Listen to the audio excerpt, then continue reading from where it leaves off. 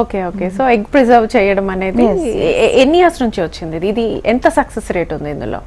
So ఇది past 30 years నుంచి ఉంది, but it is more recent past నుంచి it has more taken. Because ఎందుకు అంటే విట్రిఫికేషన్ అంటాం, ఎగ్ని క్రయో ప్రిజర్వ్ అంటే ఫ్రీజ్ చేస్తాం కదా, ఆ టెక్నిక్స్లో అడ్వాన్స్మెంట్స్ వచ్చాయి ఇప్పుడు.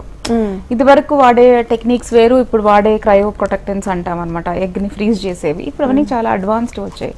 సో ఇప్పుడు ఆ సర్వైవల్ అంటే పోస్ట్తో సర్వైవల్ అంటాం, ఎగ్ని క్రయో నుంచి బయటకు తీసే సర్వైవల్ ఛాన్స్ బాగుంటుంది ఇప్పుడు వచ్చే న్యూ టెక్నాలజీస్. సో దానికి చాలా అడ్వాన్స్మెంట్స్ వచ్చాయి కాబట్టి ఇప్పుడు it's a very good technique అనమాట.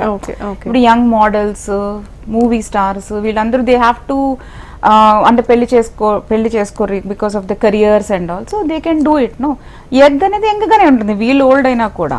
సో పిల్లలు పుట్టే ఛాన్స్ ఎక్కువ ఉంటుంది, పిల్లలు అబ్నార్మాలిటీస్ తక్కువగా వస్తాయి. So that's a very good thing to be used అనమాట. Okay okay. సో ఇప్పుడు